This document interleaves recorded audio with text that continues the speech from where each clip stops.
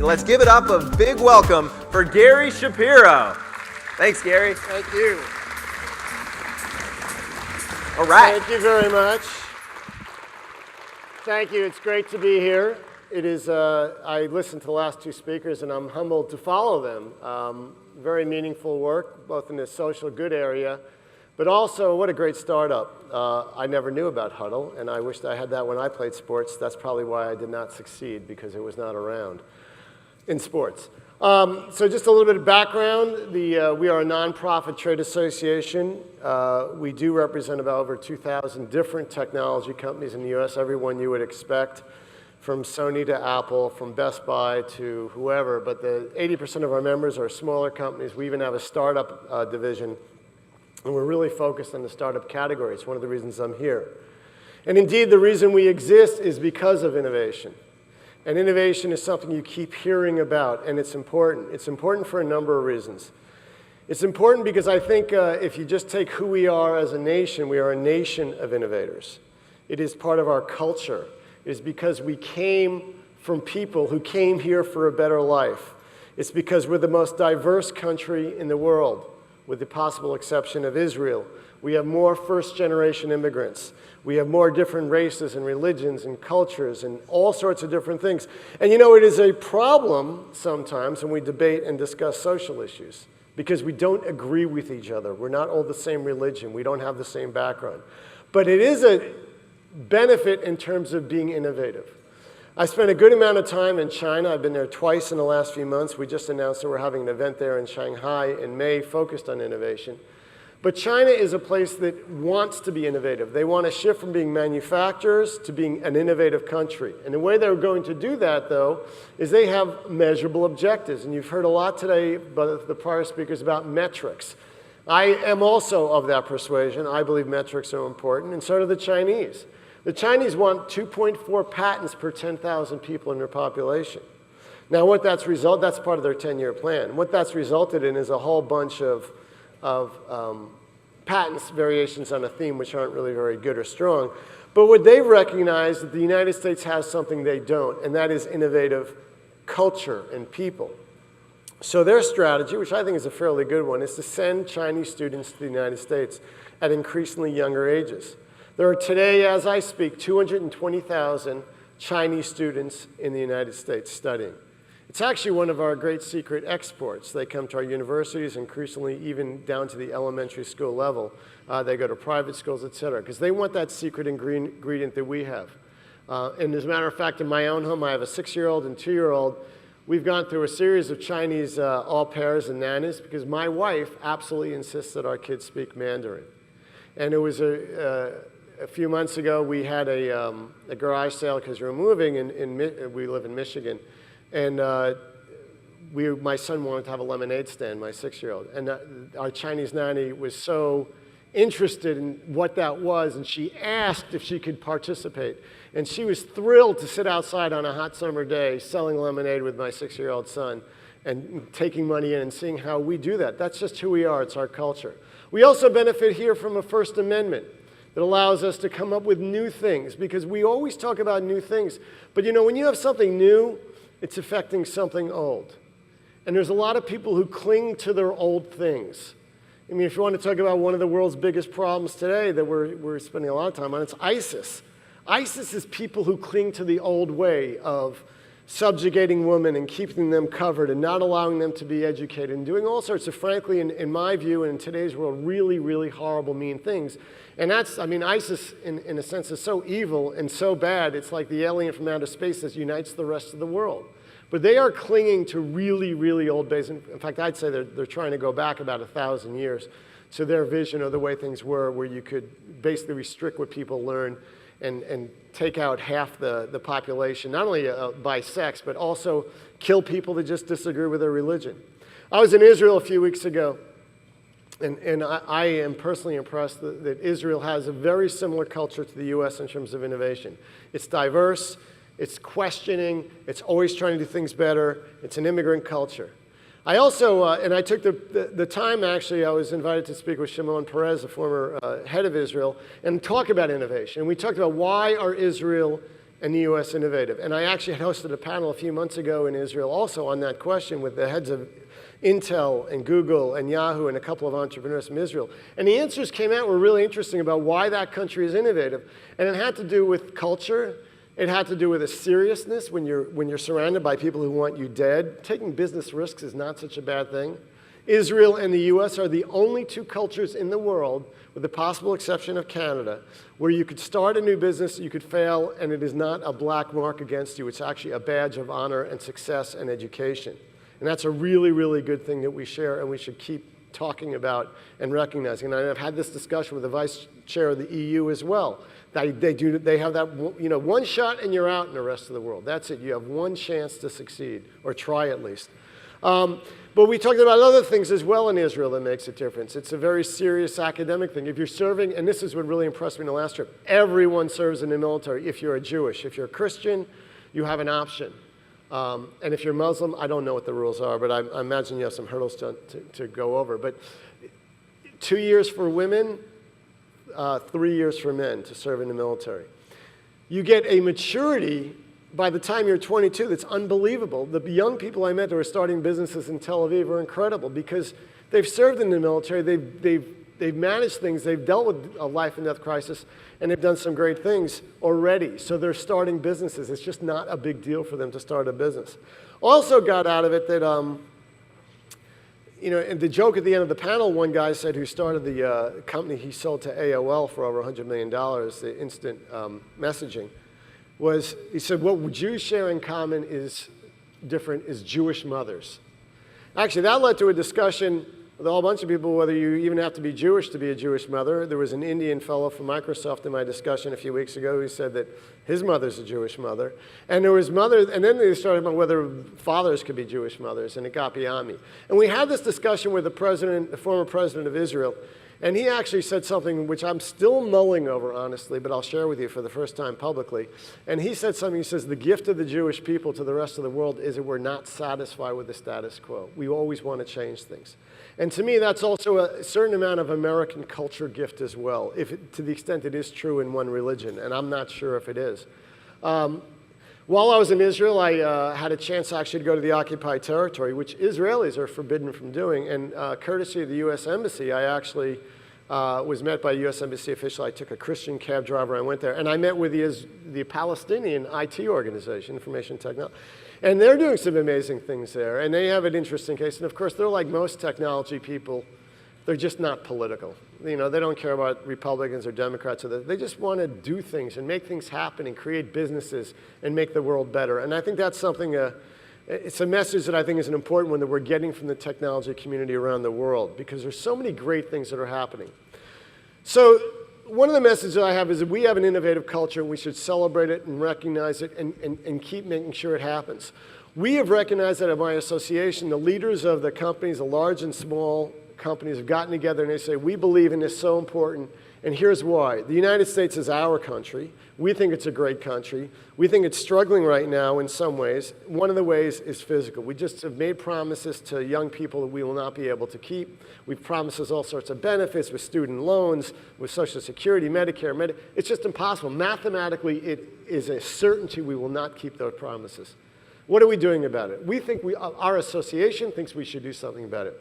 We personally are in favor of the bipartisan balanced budget proposals that have come out of the bipartisan commission.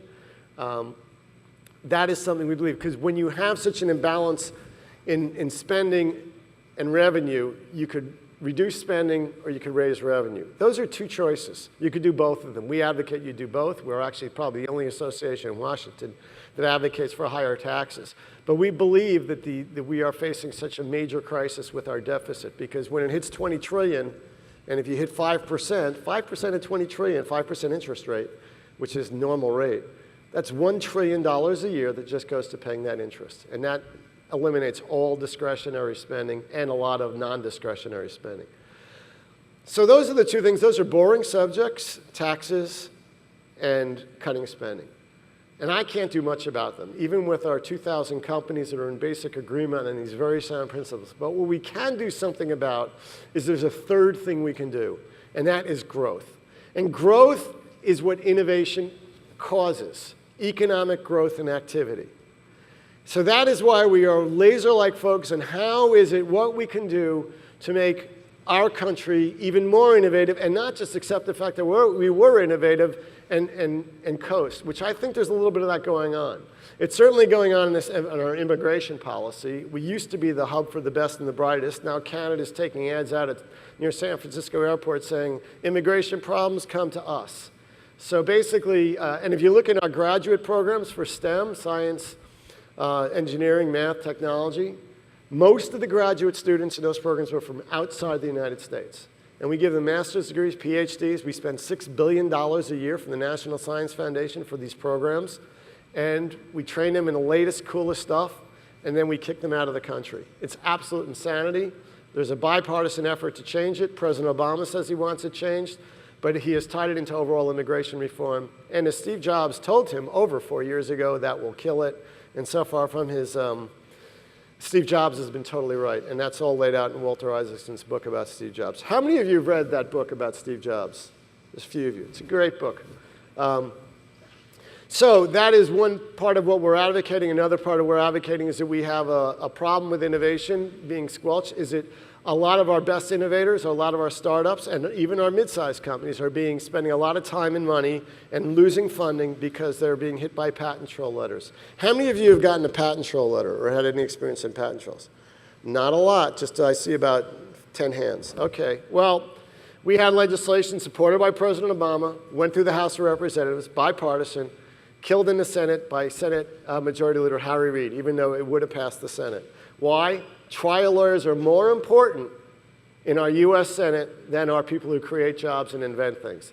Sad, but true. And that's unfortunate. Other things that are important, obviously, are trade. We're the only country in the world that has not entered a trade agreement in the last few years. Nothing has happened for 5 years. 40 different trade agreements have been signed by other countries. So we have to pay more to export our products around the world. Not a good thing to be in.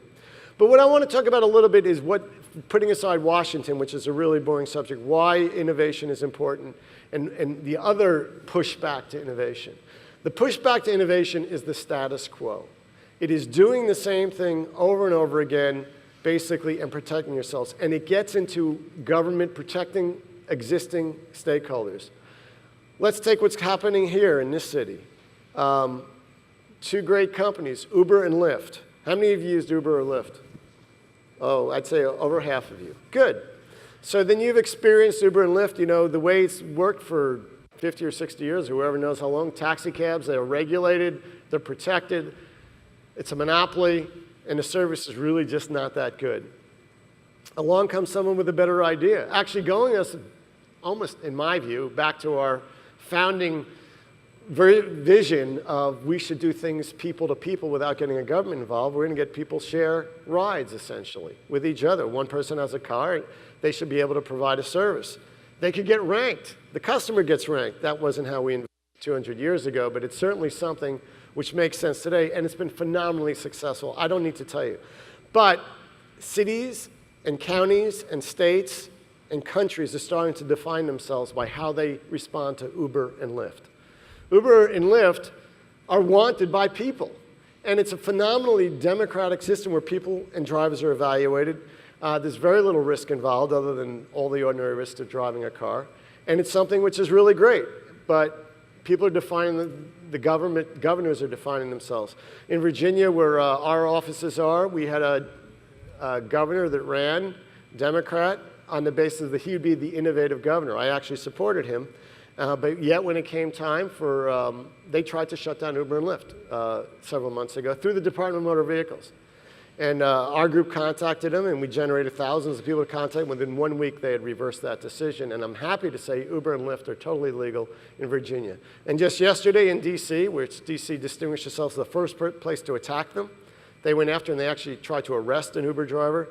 The city council yesterday passed legislation, which we supported and applauded, which totally legalized Uber and Lyft, provided they have things like, you know, $1 million insurance for drivers and things like that. But to watch what happens with an Uber and Lyft is instructive of a whole range of businesses which are going to occur, or are occurring and will be invented in the future, where basically you disintermediate the existing players. I watched it happen with the music, and I was deeply involved in this as part of my career, honestly, the music industry, in terms of how music gets distributed outside the standard record industry.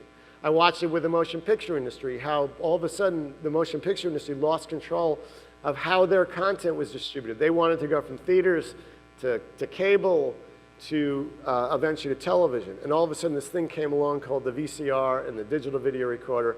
And at first they fought it. And you know, it was a Supreme Court, before the Supreme Court twice. And it was finally a 5-4 decision that simply allowed the VCR to be legal. And that's amazing. One vote, it could have been illegal, and that would have been it. Why? Because the existing copyright owners say we want control over everything every step of the way.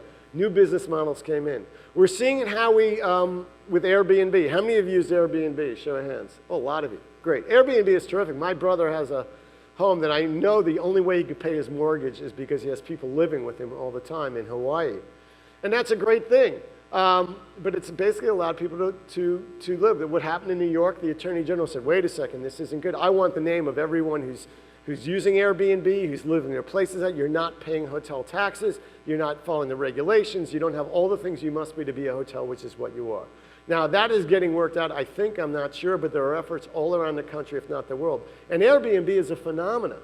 I mean, literally 400,000 people used it one night during the World Cup around the world. It's just off the charts from zero. And what it has done is allowed people to deal with people without the government being involved. I want to conclude by talking about a few areas that I see as trends. We do own and produce the largest innovation event in the world. It is called the International Consumer Electronics Show. It's held every January in Las Vegas. We have over 160,000 people come that are focused on innovation. It is not open to the public. If you have a business interested in technology and innovation, you are welcome to come. It gets 5,000 media, about 40,000 people from outside the US, 3,500 different companies exhibiting. We have a special area for startups that I just love called Eureka Park. It's 300 startups, it's curated, and they get to, you know, for a very like $1,000 show for 4 days to thousands of journalists and investors and partners and people like Walmart who place orders, what they have to offer in terms of innovation. And we view it as our mission actually to get people together in one place so everyone can do business and see what the latest and greatest is. And in fact, it's our mission to make sure that anyone with an idea can get it out there and expose it to others and make a difference in the world. Because I used to say we're making a difference in the world because we're basically allowing information, education, entertainment for anyone in the world for pennies per hour of use. Access to stuff that even the wealthiest people in the world couldn't get just a generation ago. I think it's way beyond that now because I'm seeing so much more. The miracle of technology really is not just the internet and wireless. It's the fact that over 1 billion people have bought smartphones. And inside the smartphones are a huge number of sensing devices. And when you make 1 billion of something, you could sell it for pennies. So those sensing devices, the components now are at the penny level. So very smart people are taking different sensors, whether it's gyroscopes or accelerometers or temperature sensing. Or I just saw a Korean startup that had something for your skin. It does ultraviolet and humidity and can tell you what type of suntan lotion to use. People are putting these things together in really clever ways. And obviously there's a lot of focus about the Internet of Things, which is just all these things connected, or contextual computing, which is the fact that there will be learning going on and things will respond to what you need or what you want. Or to wireless health, which is a huge growth category where we're going to not only measure ourselves, but communicate with our healthcare professionals and have alarms go off and do assessments and things like that. Or to what could occur in agriculture with sensing the weather, how the plants are doing, what needs to be watered and when. Or even to bigger problems like getting water, plumbing, disease spreading, things like that. So we are in an opportunity where the next 20 or 30 years, the biggest problems we're talking about today are going to go away. One of the problems that I have to deal with, sadly, and it's very difficult for me personally, is that I am representing everyone who makes a smartphone and texting device and things like that. And it is true, as we heard mentioned earlier, that people are texting in cars and dying. It's a tragic thing. Now, there's two ways to approach something like that. There's many ways to approach it. One way is, sadly, our federal government has taken an approach, we must ban all these products in cars. That is the announced intent of the Obama administration. The Secretary of Transportation says, if you are a driver, we are passing regulations, so you will not be able to use any devices at all. You cannot respond to a phone call, even hands-free, you can't do anything. That's what they want to do. They want to have a code, a zone of silence.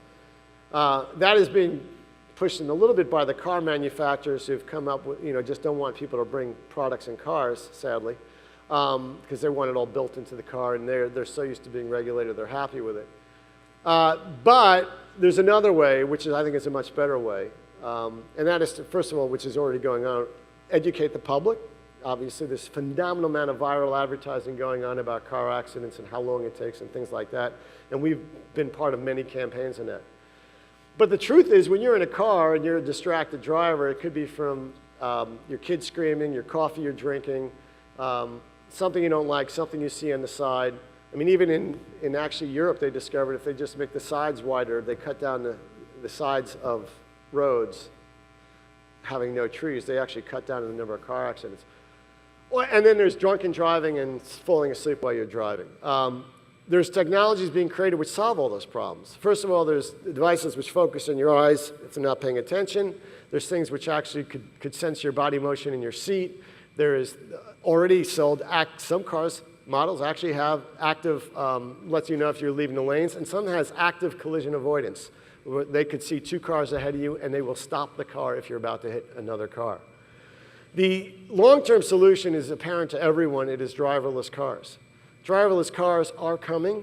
They raise a lot of different issues I could spend a whole other hour talking about, but it is something which is going to solve all these problems. So the question is how we get from here to there. So what I've tried to give you is just a quick flavor of all the different things we're doing. We've tied the concept of innovation being important into a movement. We have something called the Innovation Movement, which says our national strategy should not be Republican or Democrat. It should focus on what's best for the country. We help form a group called No Labels, not Republican, not Democrat, but Solve Problems. It's a very active group. I urge you to look them up and sign on. It's free.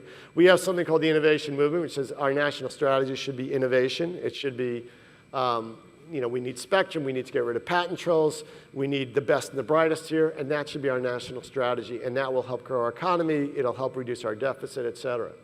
I invite all of you to come and participate in the CES if you'd like, because you're here at this conference today. You're welcome to go online and see how to do that. It is inspiring to see the future, to see the driverless cars, to see the wireless health devices, to see the phenomenal keynotes of some amazing people giving a vision of the future. And it is really just, we're really just crawling at this point. We have a long, long way to go with technology and innovation. And we're at the only point we've ever been in history where anyone with an idea and access to broadband and wireless can have a global company almost overnight. Thank you.